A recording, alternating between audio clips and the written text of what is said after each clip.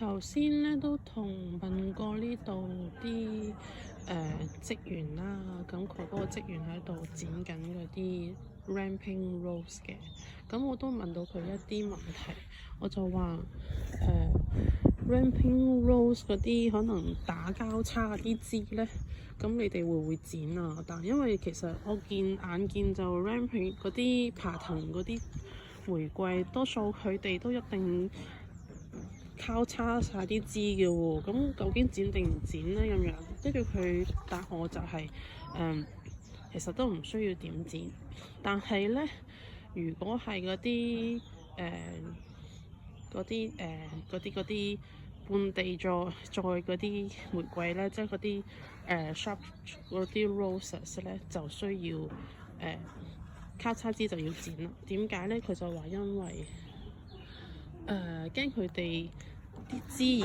枝中間咧，好似咁樣枝與枝中間咧，咁你要搭住咧，咁你大風吹佢咧，會磨損咗佢哋咗佢哋嗰啲枝條啊。咁磨損咗佢啲枝條，等佢去受，會容易俾嗰啲細菌啊，或者可能俾啲蟲入侵咧。咁就剪咗就，即係如果呢個剪咗佢咧，就會穩陣少少嘅。如果唔係咧，就好容易啲枝會受嗰個細菌入侵，或者受嗰啲嗰啲蟲害侵害咧，咁我好影響佢健康咁樣咯。想補充一句就係頭先咧，我同嗰個職員傾咧，咁你見到呢啲係芽點啊？等我 focus 翻先。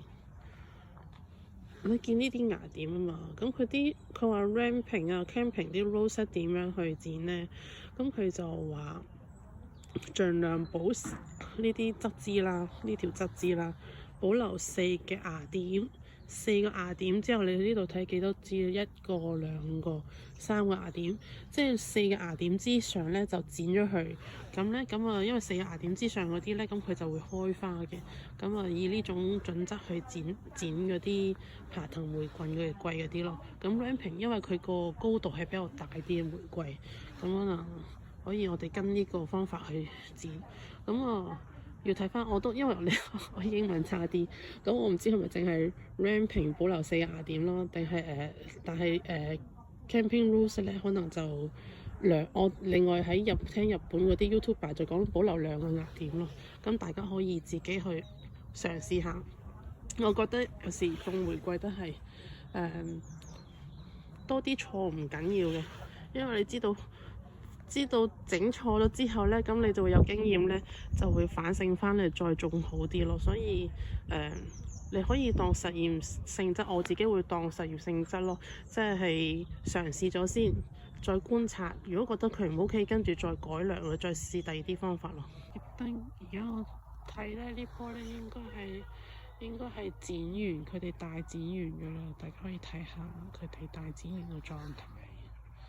呢個係 ramping rose 嘅，你見佢呢啲主好似咁樣，呢個主枝啊，跟住之後留1個、2個、3個芽點，有3個芽點，呢度係1、2、2、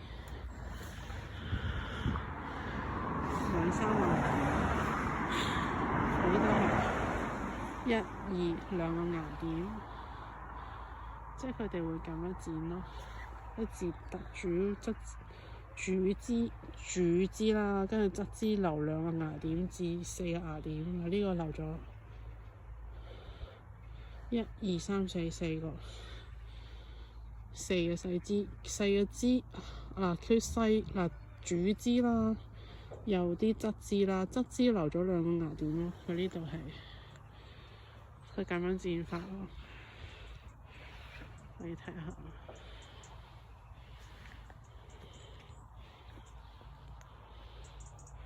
全部打橫。呢條佢點樣咧？佢咁樣呢條主枝咁樣打橫，再落返嚟尾收尾。呢粒已經出葉啦，已經嗱，嗰啲芽點係好飽滿，係生得好好。青苔嘅濕得滯。其實我見佢呢棵都生得幾靚，啲枝都 OK 嘅。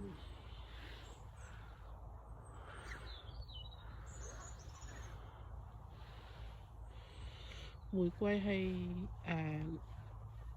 開花都係啲新枝，老枝太老嘅枝佢哋係唔開花嘅，所以有時佢哋種到差唔多咁上下咧，你可以見到佢哋有時種到差唔多咁上下咧，好似嗰啲咧佢就 cut 咗佢咯，cut 咗佢 cut 晒啲老枝，咁佢就會標翻啲新枝啦。呢啲標翻啲新枝咧，咁可以 keep 住啲玫瑰就不停咁生長好多年啦。我冇查過嗰啲玫瑰可以生幾多年啊。之前睇咗本書啦，咁我唔記得本書名叫咩，係嗰本書係淨係講樹嘅。開頭我都以為好鬼悶，但發覺好有趣嘅喎，超有趣啲內容。我睇本書我又冇停過，完全冇停過。咁佢講其實啲樹有唔同嘅樹種咧，佢啲有唔同嘅年紀，有啲年紀比較短啲，可能十年到就會掛齊，有啲就可能幾十年，有啲就幾百年啦，即係唔同咁樣咯。咁如果大家有興趣，我可以遲啲分享下嗰本講樹嘅書咯。入邊其實除咗講樹嘅知識之外咧，其實我覺得有時人生咧同啲大自然係分唔開。有時啲大道理咧可以喺大自然嗰邊揾到你哋想要嘅答案。而嗰本書都帶到俾我好多嗰啲人，即係叫咩啊？即係嗰啲人生道理啊！遲啲有機會同大家去分享本書嘅入邊有啲有趣嘅事啊！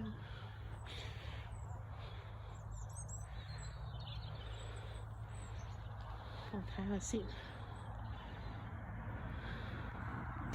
我發現咗好搞笑，呢支超強筍都勁搞笑。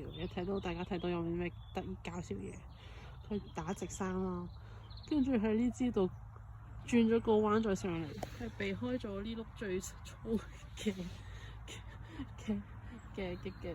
粗枝，跟住再上返嚟咯，勁好笑。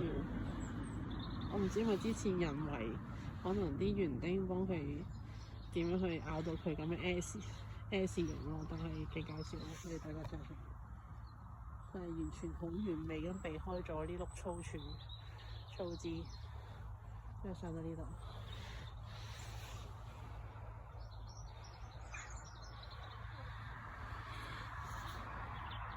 有時睇咧嗰啲種啲爬藤玫瑰咧，拉枝都有佢特定嘅方法喎。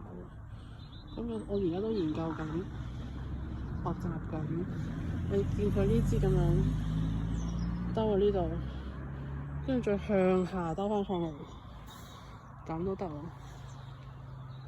大家見到，但佢下邊係有生芽嘅。又可以咁樣彎法 ，OK 喎。係咪要 ramping loop 先可以咁樣嘅？嗱，呢支都係咁樣，跟住咁樣上返嚟，好有趣喎。屋企有棵好似生到成隻支八爪魚嘅 ramping loop，我都可以試下用呢個方法先。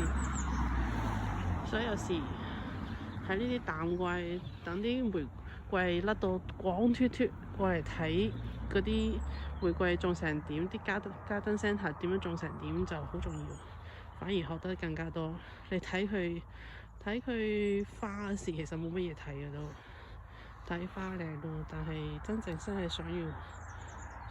知道原理，想知道多啲係